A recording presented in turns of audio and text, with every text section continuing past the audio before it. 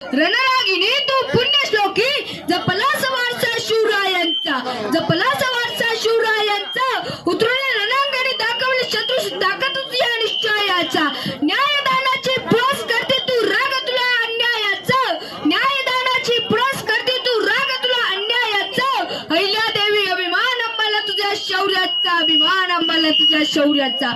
सर्वप्रथम सर्व सटरवासियांना अहिल्यादेवी होळकर यांच्या जयंतीनिमित्त खूप खूप शुभेच्छा. जेव्हा जेव्हा समाजामध्ये अन्याय अत्याचार धर्म वाढतो तेव्हा तेव्हा त्याला संपवणारी शक्ती या जगात जन्म घेते आणि त्याच गल्ले 31 मे 1725 रोजी मानकाजी शिंदे आणि सुशीलाबाई यांच्या पोटी धनगर कुटुंबामध्ये कन्या जन्माला आली. या कन्याच्या तेजाने साक्षात सूर्यही लाजत होता, सूर्यही लाजत होता. या कन्याच्या अय्या असे नाव ठेवण्यात आले. हो, ही तीच आयला जिने सत्याचा मंत्र वापरून विकासाचा तंत्र या हिंदुस्थानाच्या मातीत राबवला. हो, ही तीच आयला जिने चूल आणि मुले समाजवंताला झुंगारून एका हातामध्ये शास्त्र आणि दुसऱ्या हातामध्ये शास्त्र घेऊन तब्बल 29 वर्ष आदर्श राज्यकारभार सांभाळला. 29 वर्ष आदर्श राज्यकारभार सांभाळला. अहिल्यादेवींना लहानपणापासूनच तलवार चालवणे, भाला फेकणे अशा युद्धकला शिकायला जात होत्या. हीच होती त्यांच्या वैयक्तिक विकासाची सुरुवात. हीच होती त्यांच्या वैयक्तिक विकासाची सुरुवात. वयाच्या 8व्या वर्षी सुप्रसिद्ध शूर पराक्रमी सटर मल्हारराव होळकर यांच्या सुपुत्र श्री खंडेराव यांच्याशी त्यांचा विवाह झाला. हो, मल्हाररावांनी आपल्या जर अहिल्यादेवीच्या जीवनात सर्वात जास्त योगदान कुणाचे असेल तर ते त्यांच्या सासरा मल्हारराव होळकर. कारण मल्हारराव म्हणजे विश्वास, मल्हारराव म्हणजे आयुष्य, अहिल्यादेवींच्या पाठीवर आयुष्यभर पडत असणारी कौतुकाची थाप.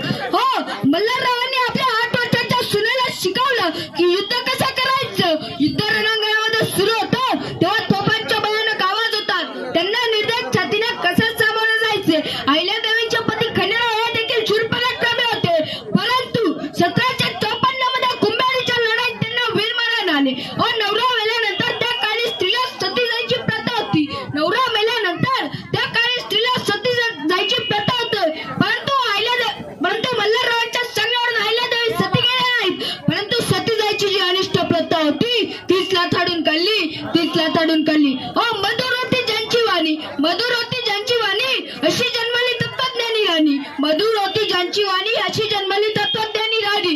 जिने गाजवल्या दिशादायी, जिने गाजवल्या दिशादायी त्यांच्या उत्तुंग कार्याला खरंच सीमा नाही, खरंच सीमा नाही. होळकरांनी हे राज्य कुणाची गुलामगिरी करून मिळवले नाही, तर होळकरांनी हे राज्य कुणाची गुलामगिरी करून मिळवले नाही, तर तलवारीच्या पाठीवर आणि मनगटाच्या जोरावर होळकरांच्या वंशजांनी हे राज्य उभे केले आहे. होळकरांच्या वंशजांनी हे राज्य उभे केले आहे.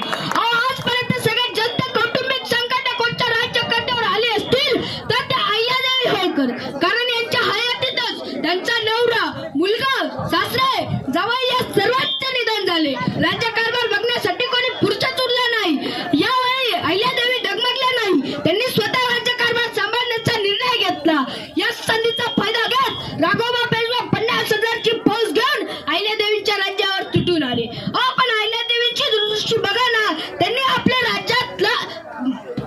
राज्यातल्या महिलांना तलवार चालवण्याला शिकवले, भाला फेकण्याला शिकवले व अशा इतर युद्धकला शिकवल्या व संपूर्ण भारतामध्ये पहिली महिला फौज सुरू करणाऱ्या अहिल्यादेवी होळकरच होत्या, अहिल्यादेवी होळकरच होत्या. फक्त रणांगणामध्ये शस्त्र घेऊन चालत नाही, फक्त रणांगणामध्ये शस्त्र घेऊन चालत नाही तर बुद्धीही असावी लागते. म्हणून अहिल्यादेवींनी राघोबा पेशव्यांना पत्र लिहिलं, मी एकटी आहे, अबला आहे असं समजू नका. ज्यावेळी मी हातात तलवार आणि खांद्यावर भाला घेऊन रणांगणात उतरेन तेव्हा तुम्हाला फार जड जाईल. आपली वेळ लवकरच रणांगणात होईल, परंतु मी जर हारले तर मला कोणी नावे ठेवणार नाही, परंतु तुम्ही जर हरलात तर तुम्हाला सारे जग नावे ठेवेल की तुम्ही एका स्त्रीकडून हरलात. म्हणून राघोबा पेशव्यांनी माघार पत्करली. कारण अहिल्यादेवींना माहित होते शत्रूला रणात पराभूत करण्याआधी मनात पराभूत करावे लागते आणि मनात पराभूत झालेला शत्रू रणांगणात लढू शकत नाही. हे मानशास्त्र त्यांना अवगत होते, हे मानशास्त्र त्यांना अवगत होते. अरे होता जिचा दररोज साम्राज्याचाही पसारा, अरे होता जिचा दररोज साम्राज्याचाही पसारा, गरिबांची होती ती आय जशी दुधावरची साय, जशी दुधावरची साय. जशी दुधावरची साय, जशी दुधावरची साय. शेवटी एवढाच हा इतिहास होता अहिल्यादेवींच्या पराक्रमाचा, हा इतिहास होता अहिल्यादेवींच्या सामाजिक व शासकीय कार्याचा. हो, हे हा तेजदीप रत्न 1795 मध्ये आसमानात विलीन झाले, आसमानात विलीन झाले. हो, शेवटी एवढेच म्हणावेसे वाटते की, हो शेवटी एवढेच म्हणावेसे वाटते की पुरुष जातीचा बडगा छेदून केले तिने समाजसेवा, पुरुष जातीचा बडगा छेदून केले तिने समाजसेवा. भुकेल्या पोटी घास घालून तृप्त केला तहानला आत्मा, भुकेल्या पोटी घास घालून तृप्त केला तहानला आत्मा. जात धर्म विसरून माणुसकी धर्म दाखविला नवा, जात धर्म विसरून माणुसकी धर्म दाखविला नवा. अहिल्यादेवी आपल्या कार्याचा निरंतर तेवत राहील दिवा, निरंतर तेवत राहील दिवा. धन्यवाद.